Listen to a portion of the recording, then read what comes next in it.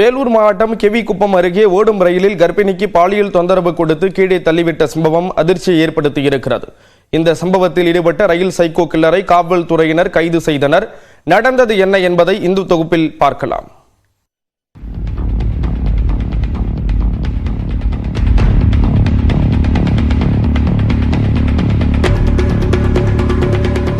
ஆந்திர பிரதேச மாநிலம் சித்தூர் பகுதியை சேர்ந்த பெண் திருப்பூர் பகுதியில் உள்ள பனியன் தொழிற்சாலையில் தனது கணவருடன் பணிபுரிந்து வருகிறார்.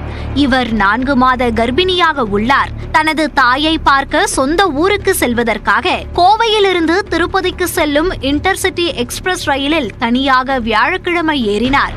அதிலும் மகளிர் மட்டும் செல்லும் பெட்டியில் ஏறி உள்ளார். இந்த ரயில் ஜோலார்பேட்டை ரயில் நிலையம் வந்தபோது மர்ம நபர் ஒருவர் அந்த பெட்டியில் ஏறி உள்ளார். ரயில் பெட்டியின் கழிவறையில் அந்த நபர் பதுங்கி இருந்தார்.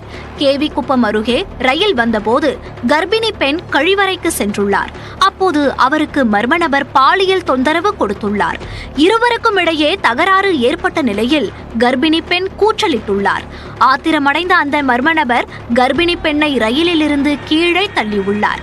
இதில் காயமடைந்த பெண் அலறி உள்ளார். இதனை கேட்டு அந்த பகுதியில் இருந்த மக்கள் சென்று பார்த்தபோது கை மற்றும் கால்களில் படுகாயங்களுடன் இருப்பதைக் கண்டு அதிர்ச்சி அடைந்தனர்.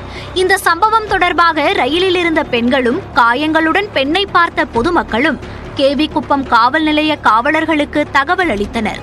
இதன் பேரில் விரைந்து வந்த கேவிக்குப்பம் காவல்துறையினர் பெண்ணை மீட்டு 108 ஆம்புலன்ஸ் மூலம் வேலூரில் உள்ள அடுக்கம்பாறை அரசு மருத்துவமனைக்கு அனுப்பி வைத்தனர்.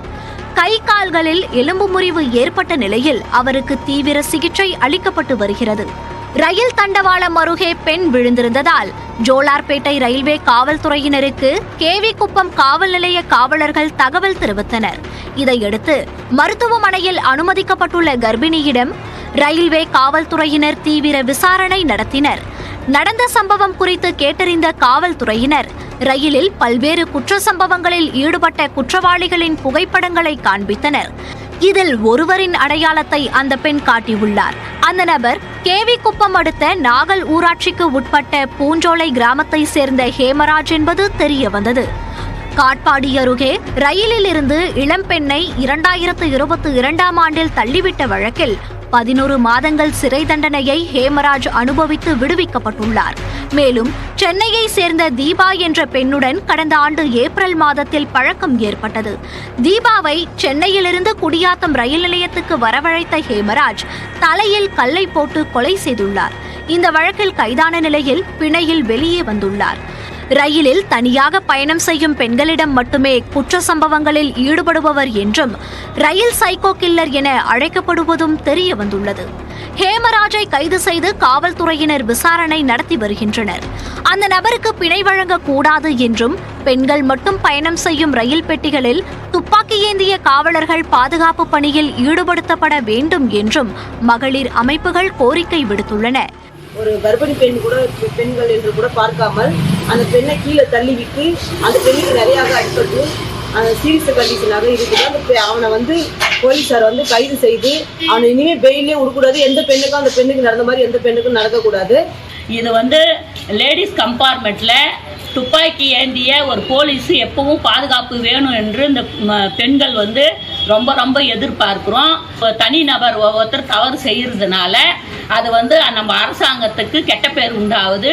தயவு செய்து இந்த முதலமைச்சர் அவர்கள் இதை உன்னிப்பாக கவனித்து பெண்களுக்கு துப்பாக்கி ஏந்திய போலீஸு லேடிஸ் கம்பார்ட்மெண்ட்டில் வேணும்னு மகளிர் அணி சார்பாக நாங்கள் கேட்டுக்கொள்வோம். வேலூர் மாவட்டத்தில் நடைபெற்ற இந்த சம்பவம் ரயில் பயணிகள் மத்தியில் அதிர்ச்சியை ஏற்படுத்தியுள்ளது. குடியாத்தத்தில் ரயிலில் இருந்து தள்ளிவிடப்பட்ட பெண் அந்த நிமிடங்களை பதைபதைப்புடன் விவரித்திருக்கிறார்.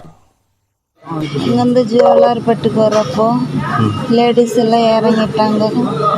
ட்ரெயின் மூவ் ஆகிறோம். ஒருத்தர் ட்ரெயினுக்குள்ளே ஏறிட்டானா.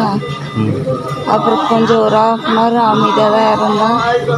அதுக்கப்புறம் 1/2 hour கழிச்சு அவன் 2 பேருக்கு சண்டை வந்துடுச்சு.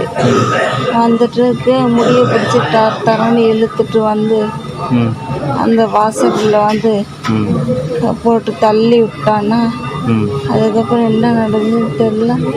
அப்புறம் 108 வந்து ஆம்புலன்ஸ் வந்து கவர்மெண்ட் ஹாஸ்பிட்டலுக்கு தான் சேர்த்துருக்குறாங்க.